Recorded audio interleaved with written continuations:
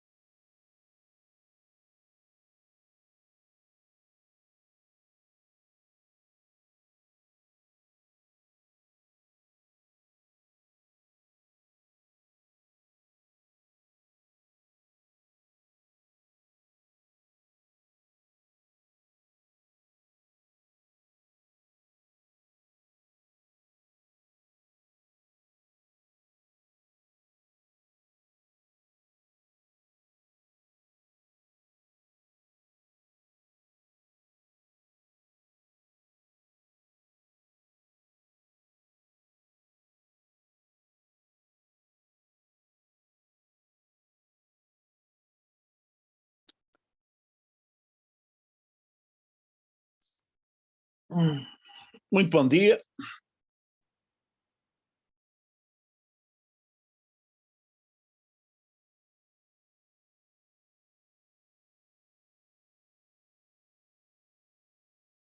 Hoje continuamos a falar de mudança de variáveis na integração em RTN. O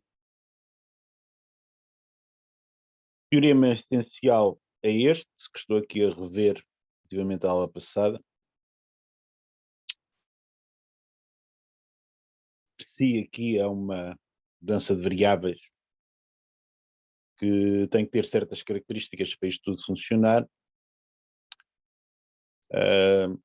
Ser de classe C1, ser injetiva, possivelmente, com exceção de uns quantos pontos onde falha a injetividade, não faz mal desde que esse conjunto de pontos tenha medida nula. O determinante da matriz jacobiana de psi seja diferente de zero. Também, com a possível exceção de um conjunto de pontos onde a medida seja nula.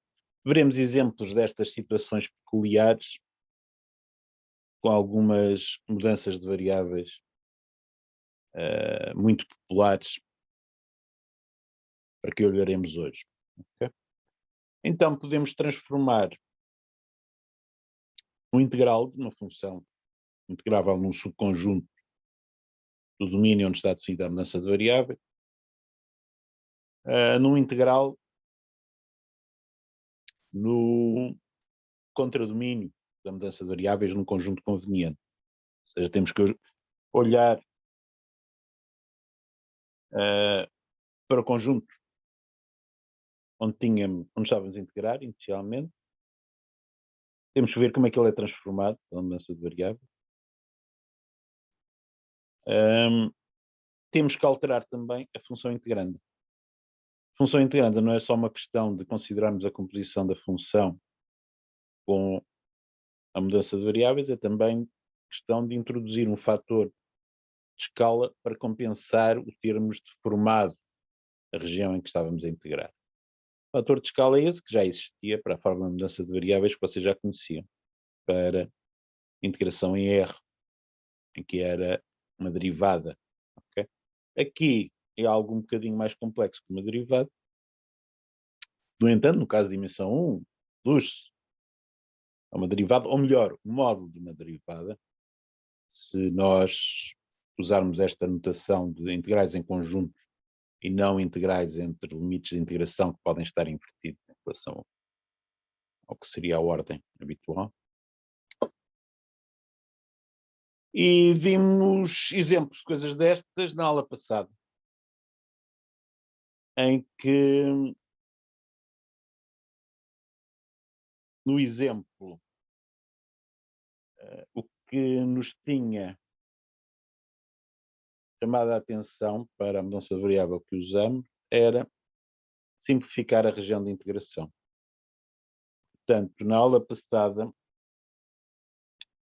tínhamos uma região relativamente complicada no plano, em que definimos uma mudança de variável que a transformava num intervalo. Okay?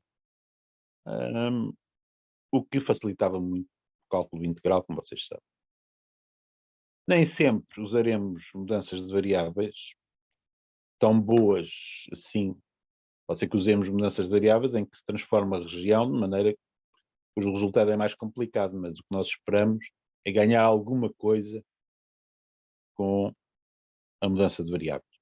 Ou seja, ou na região de integração, ficar mais simples, ou na função integranda, de algum sentido, ficar mais simples. Okay? Hoje vamos ver mais um exemplo de mudanças de variáveis no plano, só que desta vez é uma, portanto não é uma mudança de variáveis ad hoc como na aula passada, mas é uma mudança de variável muito popular. São as coordenadas polares. Okay?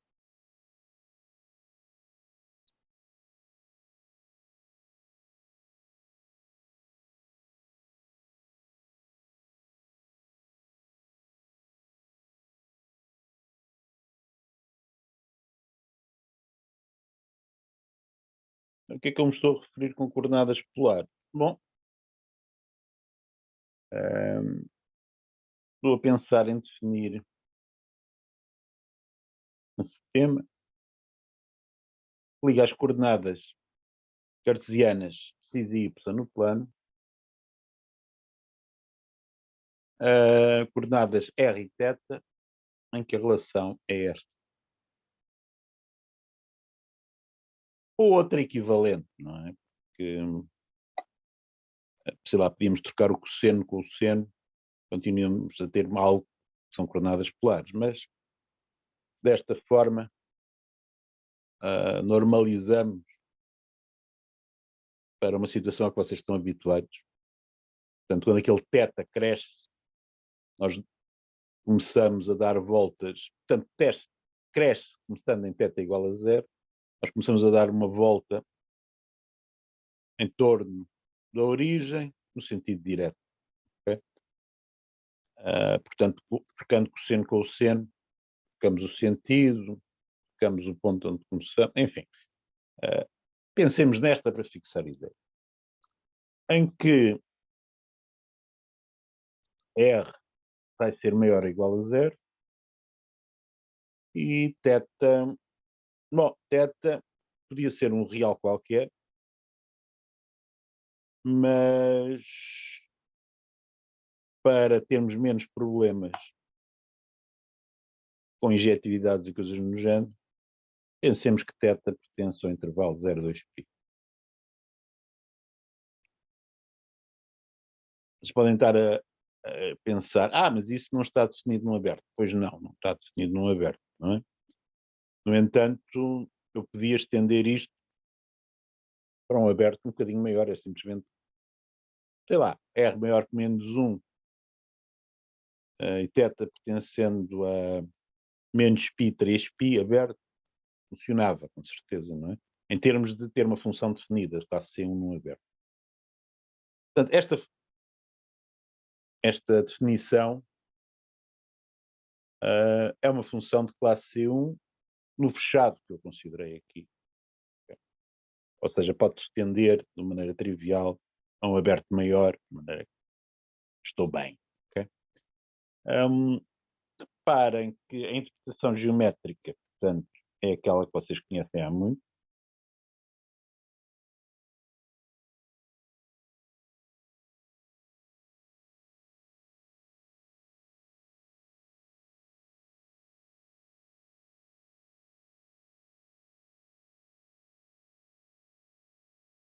Portanto, se eu tiver aqui algures um ponto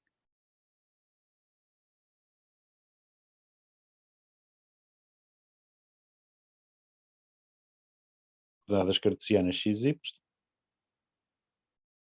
o que eu estou a fazer é dizer,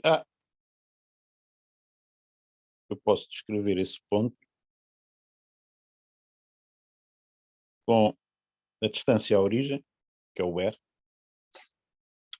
e com o valor deste ângulo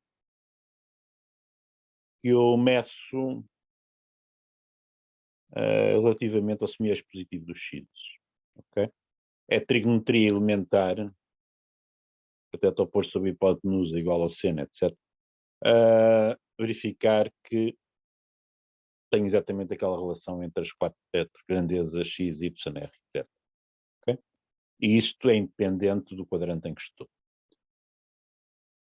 Portanto, eu tenho uma função, vamos chamar-lhe P de R, etc.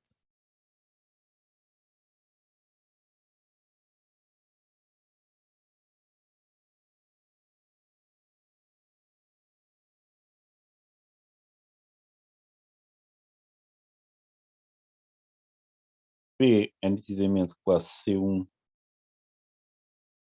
aqui.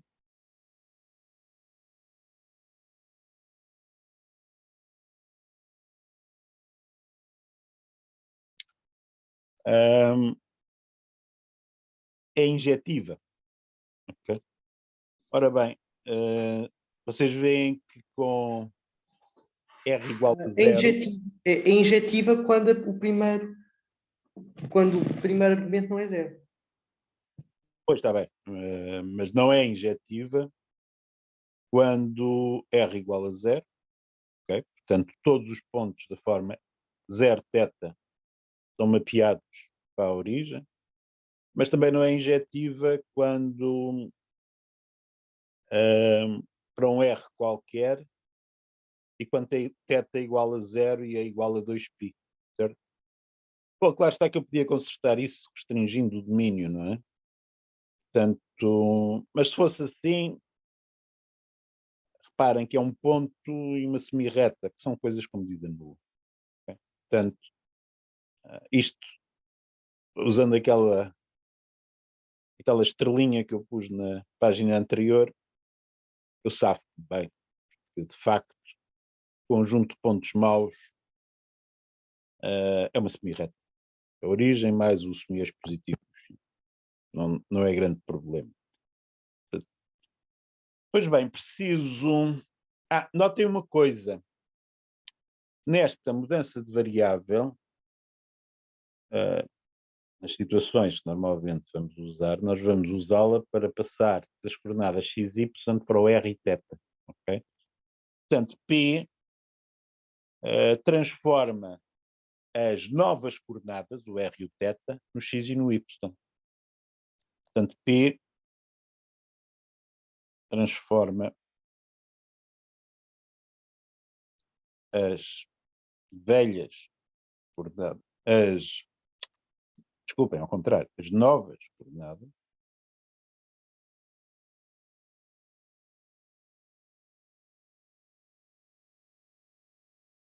nas velhas coordenadas.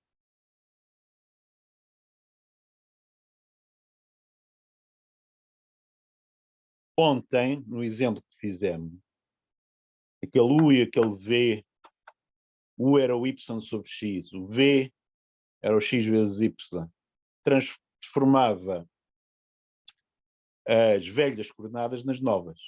Okay? Ou seja, este P, em termos da notação que eu tenho no enunciado do teorema,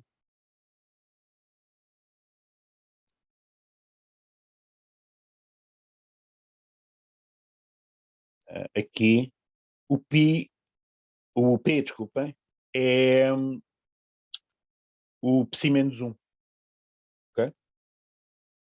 Portanto, eu na forma de mudança de variáveis preciso do módulo determinante do geometria jacobiana do psi menos 1. Portanto, ao contrário de ontem, reparem que ontem tive de fazer umas manigâncias para passar da matriz, do determinante da matriz jacobiana da transformação que estava a considerar, que me dava U e V em função de x e de y, para o módulo determinante da matriz jacobiana do psi menos 1, na convenção deste enunciado.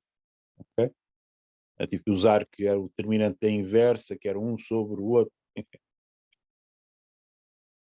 Hoje não é preciso fazer isso, porque, ao contrário de ontem, a minha transformação vai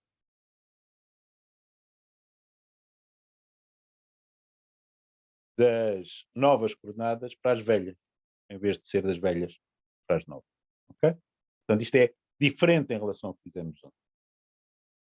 Qual é a matriz jacobiana de P? Bom, é fácil de fazer.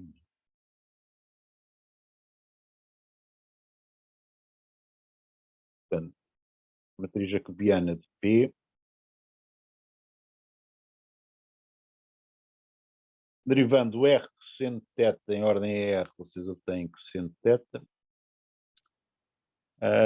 Derivando em ordem a θ, obtêm menos R seno θ. Depois com o R seno θ, obtêm aqui seno θ. Depois aqui R seno θ. De maneira que o módulo do determinante da matriz jacobiana de P vai ser o módulo de R seno ao quadrado de θ mais R seno ao quadrado de θ. Graças à fórmula fundamental da trigonometria, que é simplesmente R. Nós tínhamos convencionado que o R era maior ou igual a zero. Okay? Portanto, o jacobiano, já agora costuma-se chamar jacobiano ao módulo determinante da matriz jacobiana, para onde estarmos sempre a dizer uma coisa muito comprida, é R para as coordenadas polares. Okay? Vamos ver um exemplo simples de aplicação de coordenadas polares e depois vamos ver outro mais sofisticado.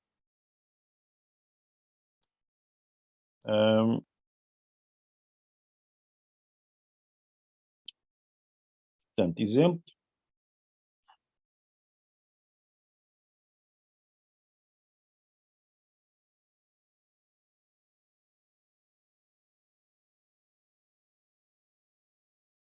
Vamos supor que há conjunto xy de R2,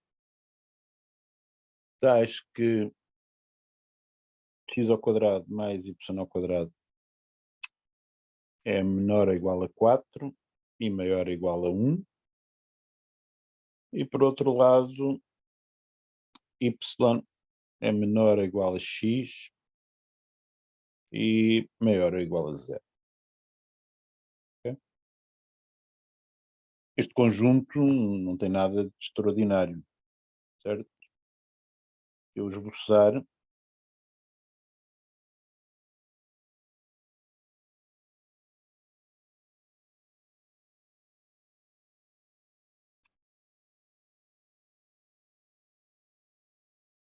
o que é que vocês obtêm? x2 mais y2 maior ou igual a 1 e menor ou igual a 4, quer dizer que estamos a uma distância à origem entre 1 e 2.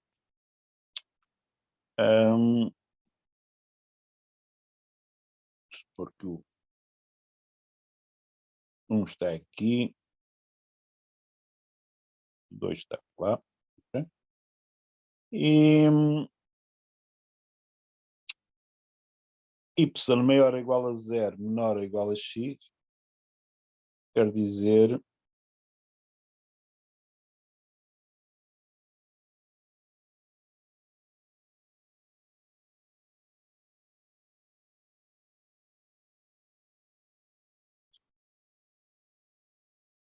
estamos abaixo da bissetriz do primeiro quadrante e acima do semi positivo do x. Okay? Bom, se eu fazer aqui uns arcos, pseudo-arcos de circunferência, ok? A região A é qualquer coisa, sim.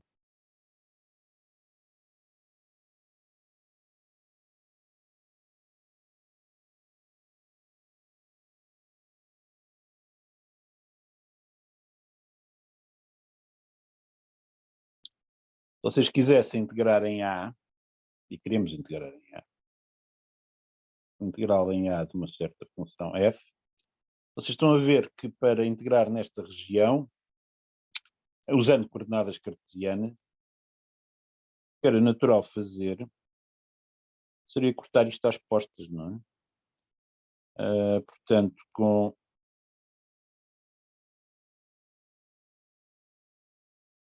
segmento vertical aqui, por exemplo, se eu quisesse integrar em ordem y primeiro, eu tinha que cortar isto assim, assim, ver que pontos eram estes, dividir isto em 3 pedaços, estão a ver o disparate de contas que isto dava. Se eu quisesse integrar primeiro em ordem a x, seria um bocadinho melhor, precisava dar isto assim, certo? E também ficava com 2 integrais, de integração diferente, etc. Portanto, esta região, embora seja muito simples, em coordenadas cartesianas, dava algum trabalho. No entanto, eu posso descrevê-la em coordenadas polares de maneira muito simples.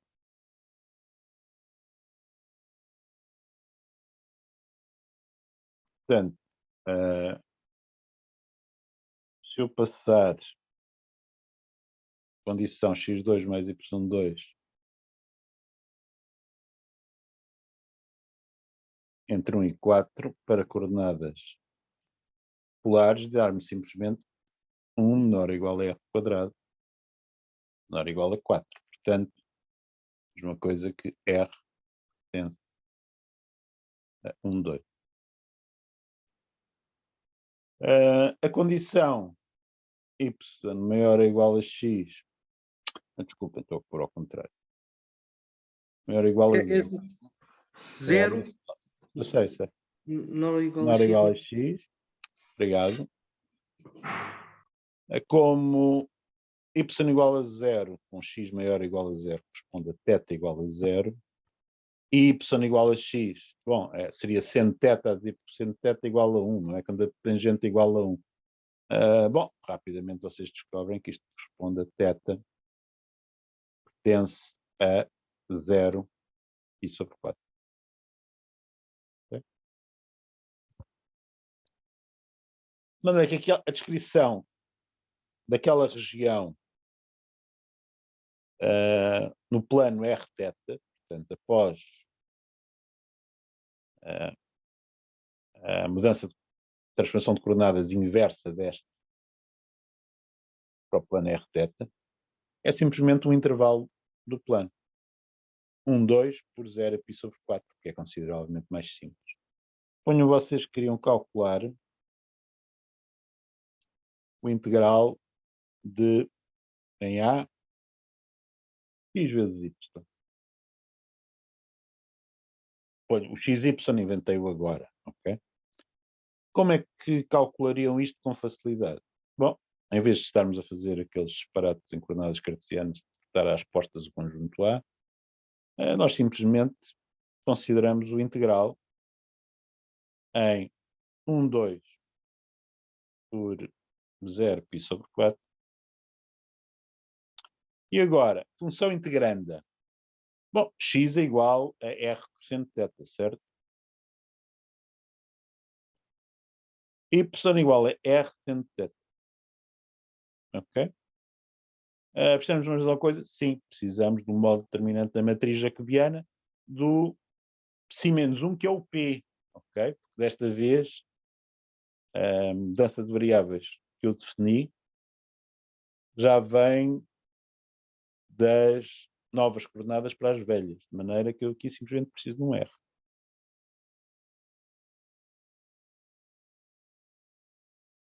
Portanto, ali tenho o jacobiano. Eu estou ali a apontar o jacobiano sublinhado a vermelho, etc., porque, espantosamente, um dos erros mais frequentes ao fazer mudanças de variáveis, para as pessoas que têm a matéria um bocadinho colada com o cuspo, é exatamente esquecer o jacobiano. Sim, às vezes as pessoas distraem-se, é um erro típico de distração. Sim, é isso que eu estou a dizer, ok? Mas vocês têm que se lembrar, têm que pôr o jacobiano. Okay? Bom, então como é que calculava o integral? Bom, reparem que isto vai dar simplesmente o integral entre 1 e 2 do r ao cubo vezes o integral entre 0 e π sobre 4 de cosseno θ, seno θ.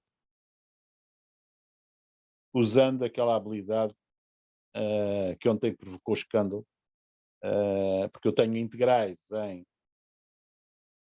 intervalos com limites constantes, okay?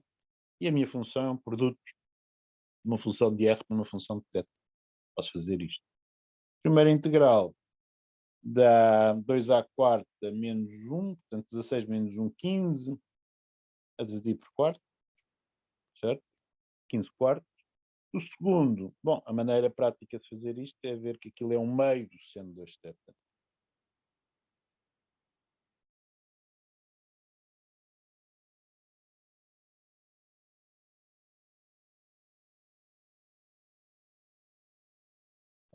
Portanto, o que é que vamos obter? A primitiva será qualquer coisa em cosseno de 2θ, não é? Já vamos acertar as constantes. Quando eu derivo cosseno de 2θ, aparece-me um 2 e aparece-me um menos. E dou cosseno derivado a menos seno, não é? Portanto, para ficar com um meio, portanto, eu preciso multiplicar por menos um quarto. Okay? Portanto, entre θ igual a 0 e θ igual a π sobre 4. Okay?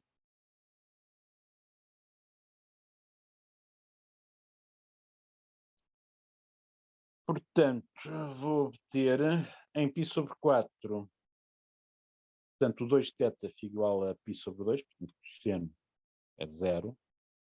Portanto, no extremo superior, o cosseno de 2θ vai dar 0.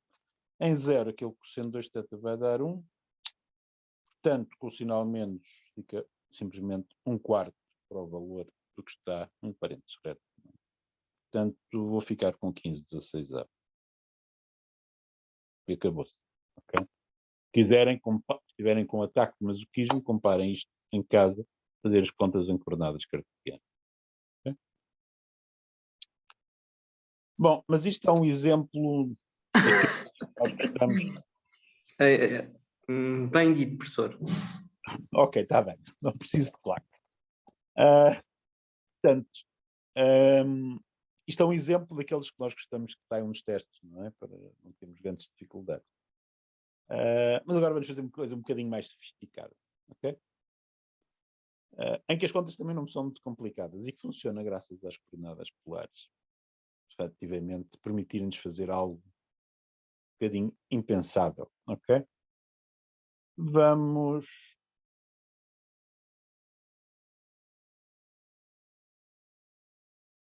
então considerar um outro exemplo.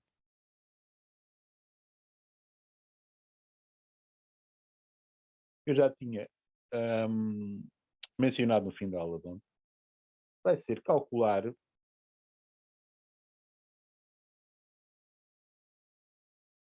o limite quando alfa vai para mais infinito, do integral entre 0 e alfa, do integral de menos exponencial de menos x quadrado.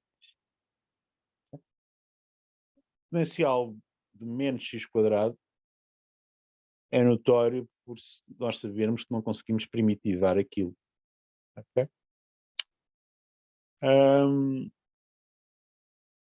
De maneira que não há esperança de calcular aquele integral pela regra de Parra. Okay? Talvez pudesse usar séries e tal, série da exponencial, substituía, fazia, talvez usando integração termo a termo, as coisas, conseguisse fazer alguma coisa. Mas depois de calcular o limite seria com certeza um horror. Porque é uma série alternada, com mais e menos, não sabiam como é que estava a se passar com aquilo. No entanto, as coordenadas polares permitem calcular aquele integral. Okay? Graças àquilo que vão fazer a uma função integranda de um certo integral de duplo. Okay? Portanto, vamos ver como as coordenadas polares servem para fazer uma coisa engraçada com isso. Vocês podem pensar, isso é só um exercício daqueles que saem dos testes. Não, é algo importante que vocês vão encontrar em probabilidade estatística. Okay? Vocês vão encontrar na vossa vida futura, de certeza, a chamada distribuição normal. Okay? Que é algo muito importante em probabilidade estatística. Okay? E aí vão precisar do valor deste limite. Okay? Aparece na distribuição normal uma raiz de π misteriosa e outras coisas. Eu vou-vos mostrar porque é que aparece. Ok? Bom, para já, a primeira coisa que vou fazer é dizer-vos que como a função que a x associa exponencial de menos x quadrado é uma função par,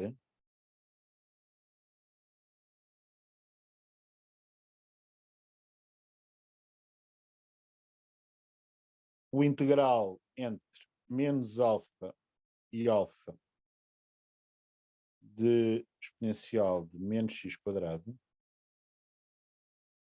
é exatamente duas vezes o integral entre 0 e alfa exponencial de menos x quadrado. Okay?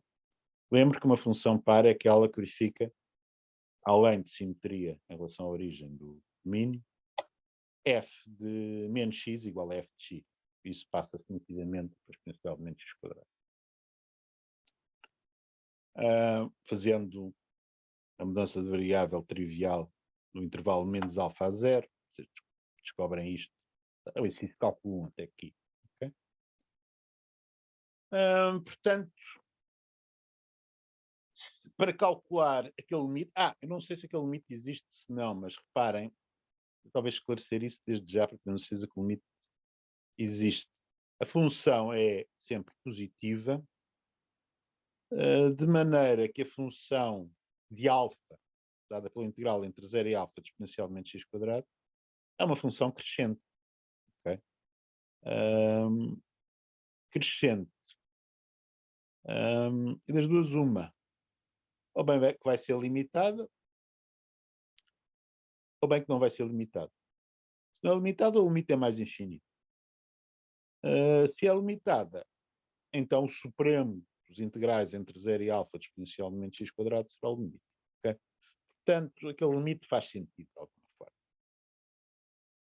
Não sei se será mais infinito, se será finito, se for finito, quanto é que é, por aí fora. Agora vou saltar para cálculo 2, porque até agora as coisas que disse eram cálculo 1. Se vocês considerarem o integral duplo, ok?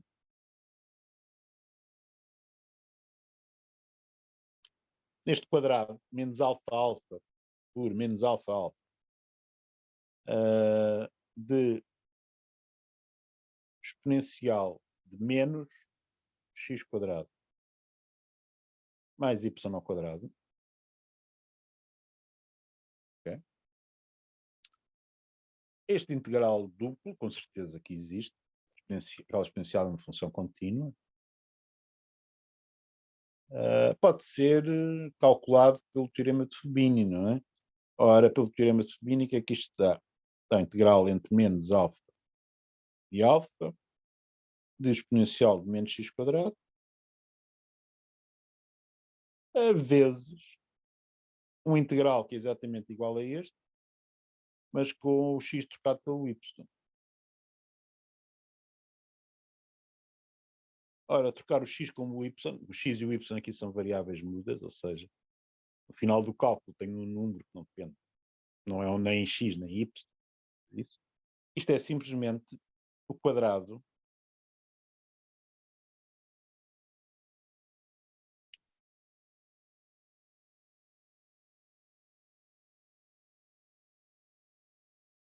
deste integral.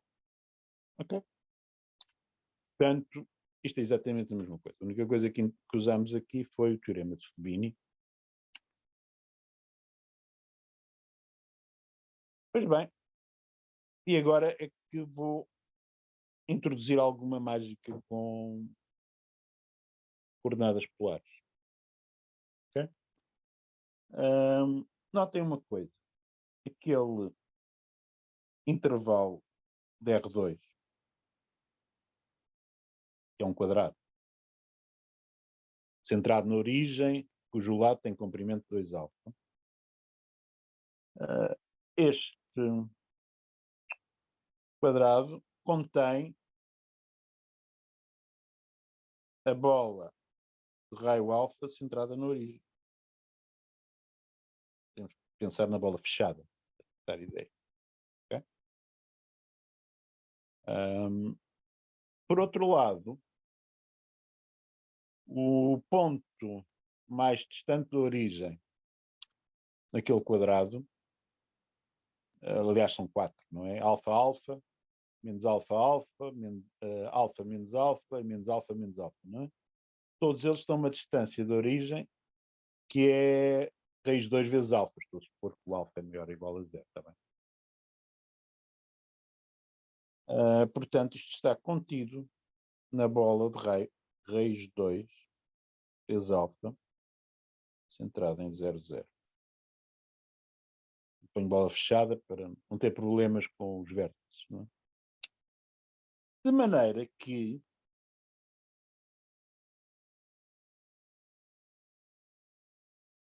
eu posso escrever uma desigualdade com integrais. Notem que a função exponencial de menos x quadrado menos y ao quadrado é maior que 0. Não é? Portanto, usando o que eu sei de integrais e relações de ordem, o integral duplo na bola de raio alfa centrada em 0, 0, fechada, exponencial de menos x quadrado mais y ao quadrado. Será com certeza menor ou igual ao integral duplo no quadrado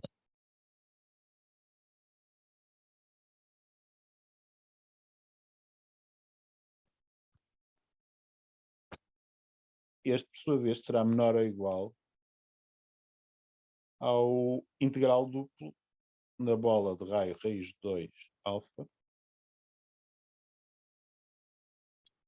a mesma função.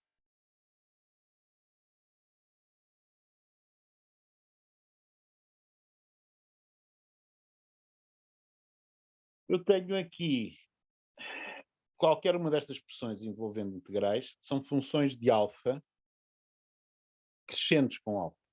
A alfa cresce os domínios aumentam, uma função integrando é maior que zero, o valor da integral vai aumentar. Certo? Ora bem, se eu olhar para o limite, quando alfa tende para mais infinito, cada um destas expressões que eu pus aqui, portanto são todas as três funções crescentes de alfa, eu descubro que o limite, quando alfa tende para mais infinito, os integrais nas bolas fechadas centradas em 0, 0.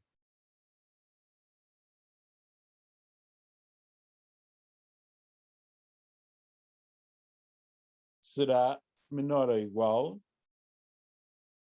ao integral, ao limite, desculpem, estava a esquecer deste limite, no quadrado. Ok?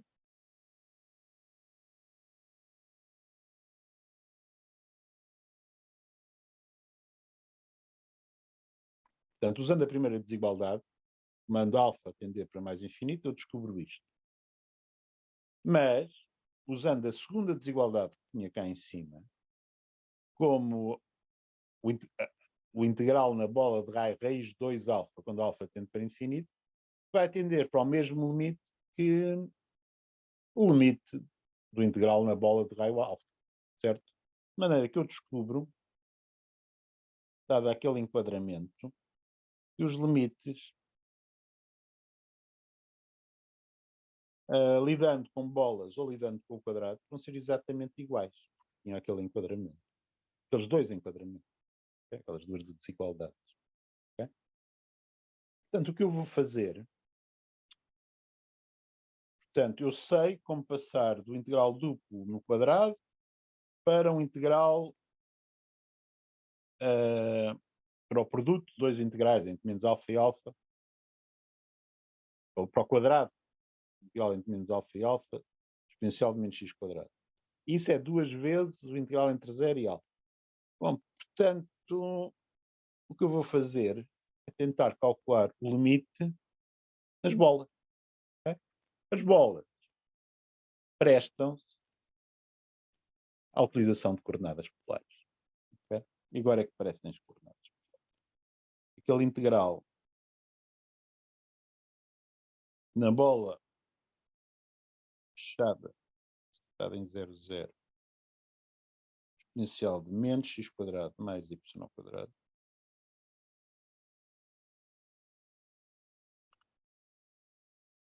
passando para coordenadas polares, o θ fica obviamente entre 0 e 2π, porque eu dou uma volta completa, não é?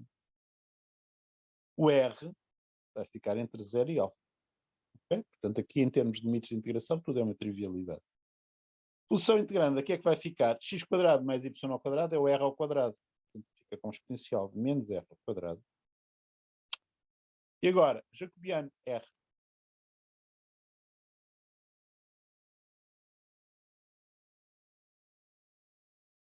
Agora, reparem na coisa muito engraçada que me aconteceu. Eu tenho agora R vezes exponencial de menos R ao quadrado. O aparecimento do jacobiano subitamente tornou aquela função integrante algo que eu sei calcular uma primitiva. Okay?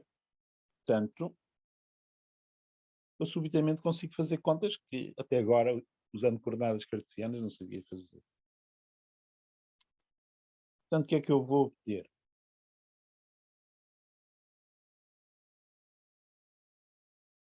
Vou obter Professor, 2π do integral em θ. Sim? não percebi a desigualdade anterior. Não percebi. Vamos voltar para trás.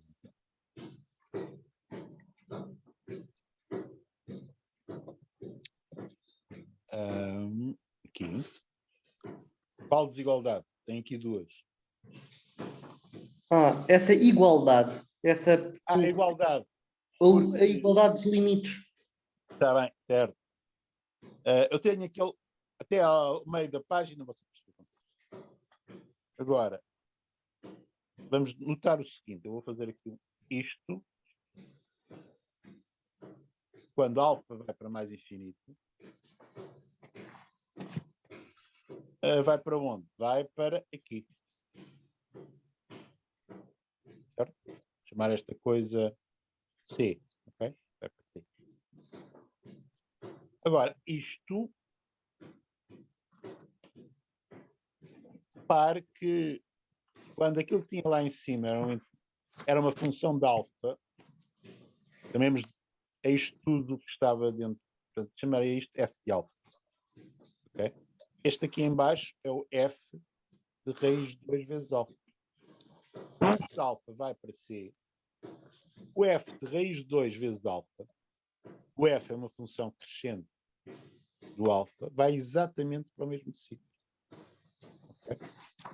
Portanto, existem limites do minorante e do majorante do integral em que eu efetivamente estou interessado e ambos vão para o mesmo sítio que eu estou a chamar C. Okay? O C por extenso é o limite quando alfa tende para mais infinito do f de alfa ou do f de raiz de 2 alfa, que vai dar o mesmo. Okay? Porque quando eu olho para f de raiz de 2 alfa, eu simplesmente estou a ver valores do f mais à frente do fator de raiz de 2. Não é? Mas como a função é estritamente crescente, okay, o limite vai ser exatamente o mesmo. De maneira que aquilo que está no meio tem um limite igual também ao C. Okay? Portanto, aqui o nosso integral no quadrado, que é aquele que é misterioso, também vai ter que ir para C. E isso é a igualdade que eu tenho aqui. Okay? Sim. Portanto, agora o que eu vou fazer é calcular explicitamente o integral duplo na bola de raio alfa centrada em 0, 0. Okay?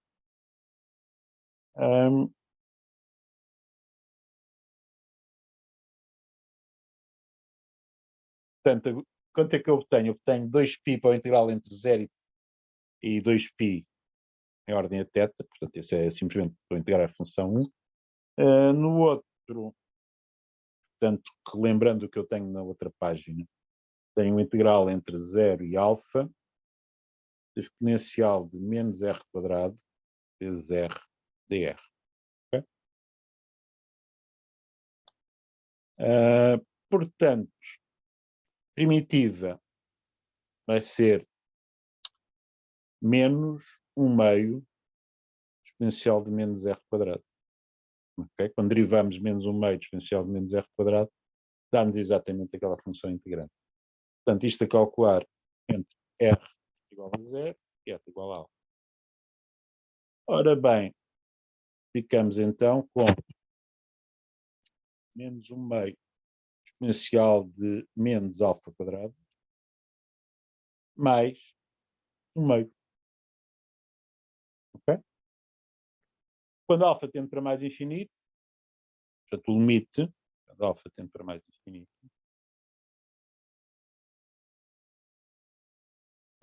vai ser 1/2 vezes o 2π, ou seja, igual a π. Aquela exponencial vai para 0. Okay?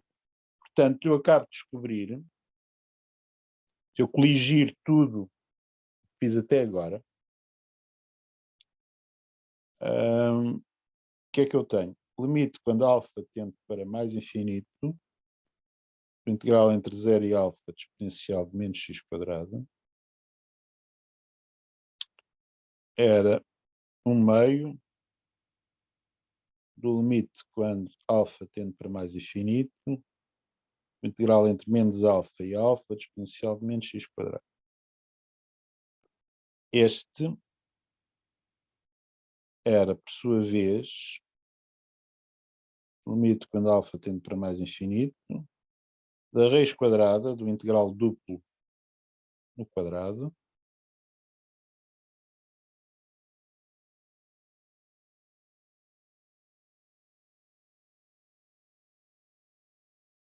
desta função, raiz quadrada, portanto, contada a 1/2. Okay? E aquele, descobri, aqui em cima, que ia para π. Portanto, que é que eu obtenho? Raiz de π sobre 2. Okay? Está feito. Okay? Portanto, é espantoso que nós tenhamos arranjado algo envolvendo π à custa de um limite do integral de uma exponencial. Isso não é tão espantoso assim quando vocês virem que a exponencial e as funções trigonométricas têm relações íntimas que só vamos perceber bem em análise complexa. Okay? Portanto, eventualmente vocês têm análise complexa em algum sítio. Não sei se terão para o ano, se não. Não faço ideia. Okay? Se algum dia virem análise complexa, isto já não parece tão estranho. Aparecer aqui um π depois de ter feito umas contas com uma exponencial. Portanto, aqui as coordenadas polares funcionaram porque alteraram de uma maneira boa a função integrante. Okay? Portanto, nós temos duas motivações para fazer mudanças de coordenadas. Uma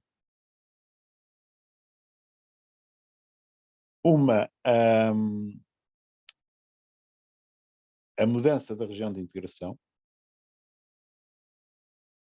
identificar a região de integração de alguma forma. Outra, simplificar-me a função integranda, neste caso particular, é para permitir fazer uma primitivação. Okay? Portanto, aqui a simplificação não é uma simplificação na versão mais ingênua do termo, não é? Mas é para permitir fazer uma primitivação, e é isso que nos permite fazer esta conta explicitamente. Okay?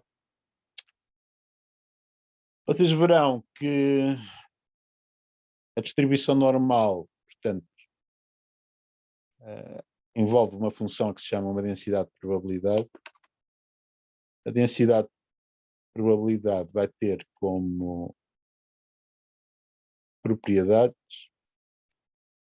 ser uma função maior ou igual a zero, que o limite do integral entre menos alfa e alfa, digamos assim, da densidade de probabilidade, quando o alfa vai para infinito, tem que ser 1. Okay? De maneira que é natural que apareça. Portanto, essa densidade de probabilidade envolve uma exponencial de menos x², e aparece um raiz de π a dividir exatamente por causa das contas que acabámos de fazer. Okay? Bom, também aparece uma média, um desvio padrão, etc., mas isso já é complicado demasiado. Bom, deixem-me fazer um desenho e talvez um outro exemplo para explicar-vos mais qualquer coisa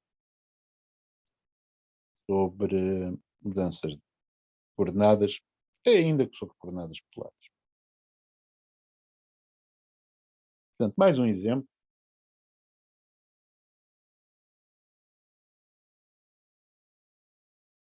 Suponham vocês que têm conjunto S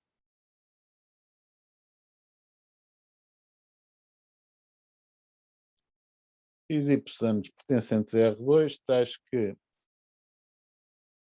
x² mais y² é maior ou igual a 1.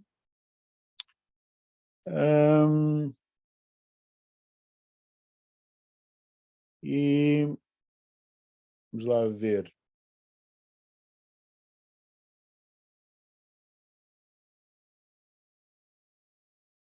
X² mais y² sobre 4 é menor ou igual a 1. Ok? E y é maior ou igual a módulo de x. Ok? Portanto, este é um conjunto um bocadinho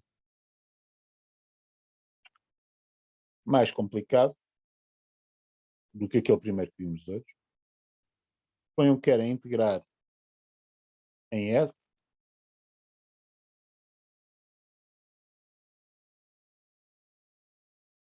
uma certa função que eu não vou dizer qual é. Okay? Portanto, me interessa o que se passa com a região. Usando coordenadas polares. O que é que eu tenho que fazer em coordenadas polares para lidar com isto?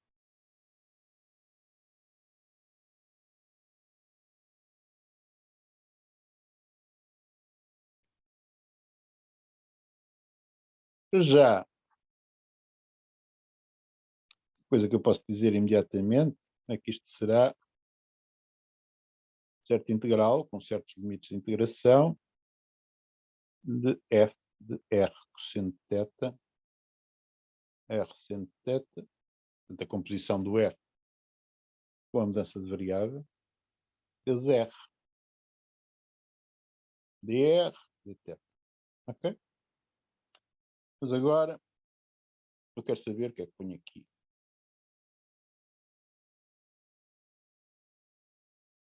Okay?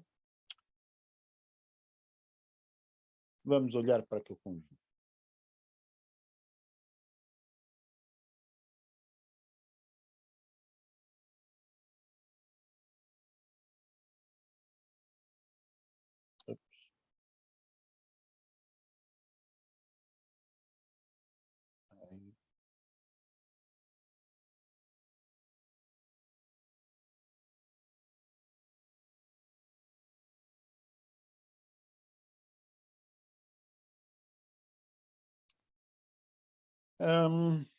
Aquela condição y maior ou igual a módulo de x não é particularmente difícil de perceber.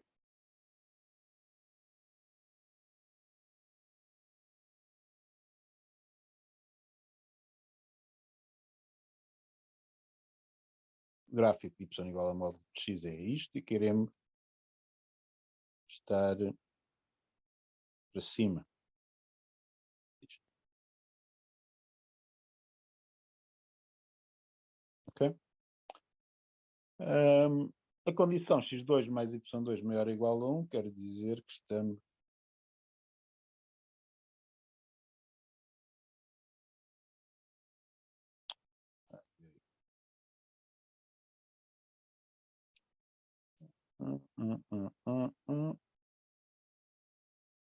não dá muito jeito. Portanto,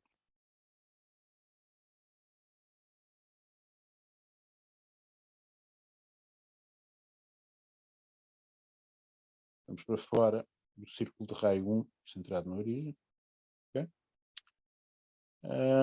Portanto, x2 mais y2 igual a 1. Portanto, as linhas até agora que eu desenhei têm uma boa descrição em coordenadas polares, correspondem a linhas a θ constante ou r constante, x2 mais y2 igual a 1, r igual a 1. Y igual a x corresponde a θ igual a π sobre 4. Y igual a menos x, eu disse θ igual a π sobre 4 no primeiro quadrante, né? Porque é a parte do y igual a módulo de x que eu estou interessado. Portanto, no segundo quadrante, tem y igual a menos x. Será θ igual a 3π sobre 2. Agora, a outra condição, eu propositadamente eu dei-vos algo que não se traduz bem em coordenadas polares. Okay? x2 mais y2 sobre 4 igual a 1, que é uma equação de uma elipse que está relacionada com uma circunferência, digamos, fazendo uma mudança de escala linear nas coordenadas dos y. Okay? Portanto, em relação à circunferência x2 mais y2 igual a 1, corresponde a rescalar por 2 os y, não é? Ora bem, quando y igual a 2 ou menos 2, ficamos com x igual a 0. Não é? Portanto, eu vou ter para aquela elipse algo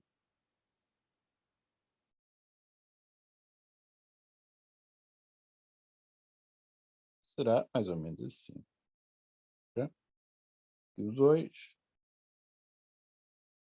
menos 2. Portanto, x2 mais y ao quadrado sobre 4 menor ou igual a 1. Pois bem, eu quero estar para dentro da elipse, certo? De maneira que a minha região de integração vai ser isto aqui.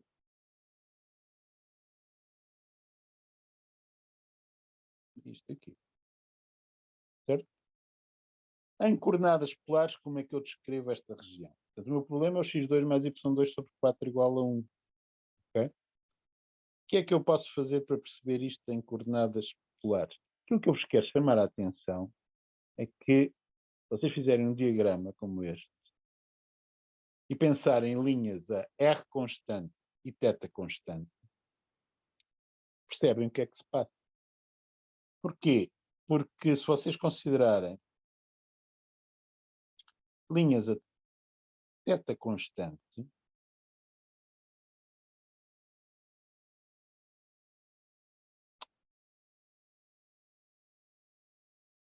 portanto, para um θ genérico, okay, fixo, uma linha a θ constante é uma semi-reta que sai da origem, vai para infinito, não é?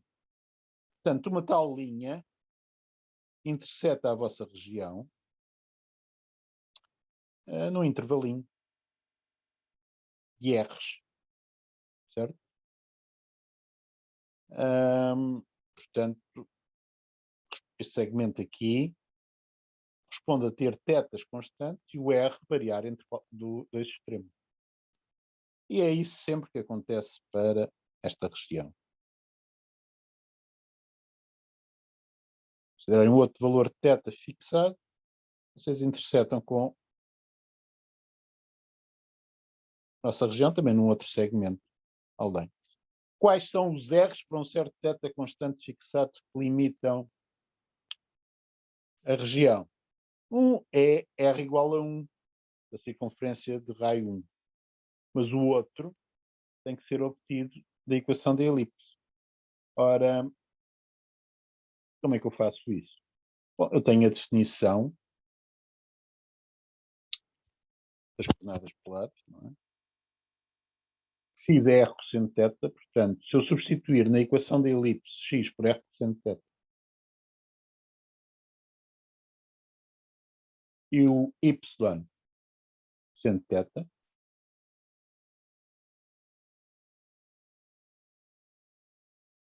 eu terei que satisfazer nos pontos da elipse esta equação. Ora bem, se eu resolver para R em função de θ, o que é que eu obtenho? Obtenho R igual a 1 sobre raiz quadrada de cosseno ao quadrado de θ mais seno ao quadrado de θ sobre 4. Okay? De maneira que aquele ponto onde uma linha a θ constante interseta a elipse tem um valor de R que é exatamente aquilo. De maneira que se eu quiser mudar os limites de integração, como tinha indicado aqui,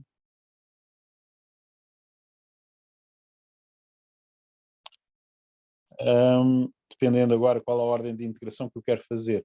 Se eu quiser primeiro integrar em ordem a R, como eu tinha indicado,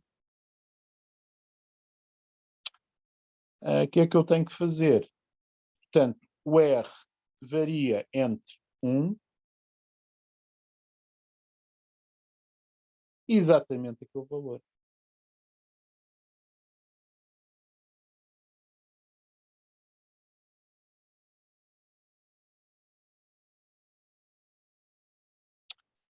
Finalmente, depois de integrar em R, vocês têm que integrar em ordem a θ. Bom, aqui é fácil perceber que todos os θs possíveis variam entre π sobre 4 e π sobre 4 mais π sobre 2, portanto 3π sobre 4. Ok? E, portanto, o vosso integral em coordenadas polares é dado desta maneira. Okay? Portanto, não é nenhuma missão impossível. Quando a região, não é, a fronteira da região não corresponde integralmente a linhas a R e θ constante, mas é um bocadinho mais complicado, também é possível determinar os limites de integração. Okay? E aquele papel que vocês faziam para pensarem em linhas paralelas aos eixos coordenados quando terminavam limites de integração em coordenadas cartesianas, agora o que vocês fazem é considerar linhas para cada uma das coordenadas constantes no plano.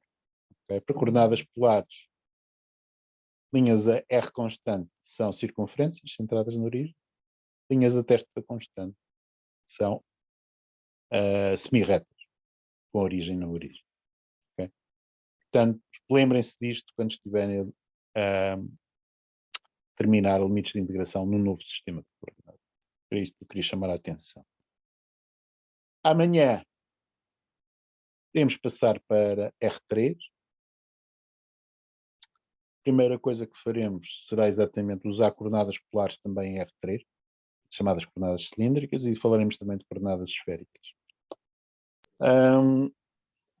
Para as pessoas que eventualmente estejam aqui nesta aula teórica e que tenham aulas de problemas com o professor Gonçalves Henriques hoje sou eu, ok? Devem ter recebido um e-mail meu indicando como chegar à aula, e também na página de horários está lá o link para as minhas aulas, que é o mesmo link das aulas teóricas. Portanto, eu vou acabar esta sessão e começar uma nova sessão daqui a 8 minutos, mais ou menos. Ok? Portanto, para isso, até já. Eu não percebi muito bem qual é que é o link para a aula de É o mesmo. É o mesmo. É o mesmo. Portanto, okay. sou hoje eu. O importante é que sou hoje eu a dar as aulas de problemas do professor Gonçalves Henriques, depois não pode dar as aulas. Ok, obrigado, professor. Professor, uma pergunta. Diga. Porquê é que fez isto? Qual é o intuito de fazer isto? Estava desatento. O intuito de fazer isto é dizer que o papel que tinham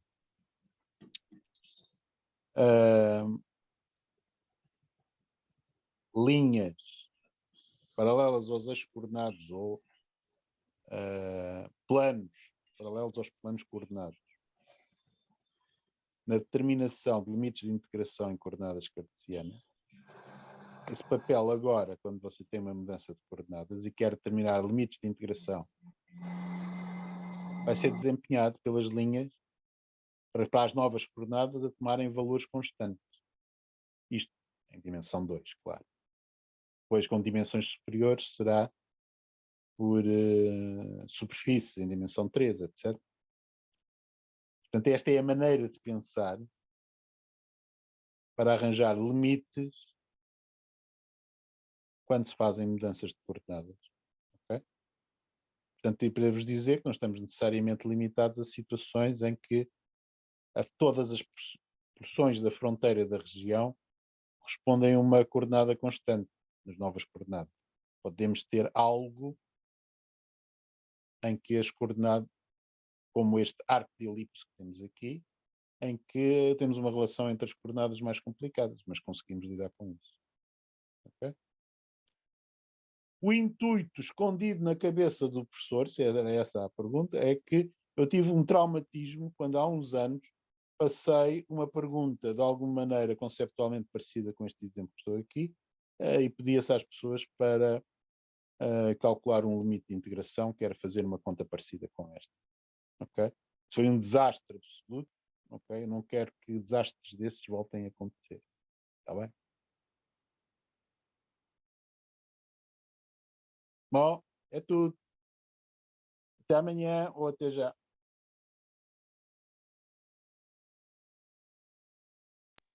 Até já, professor.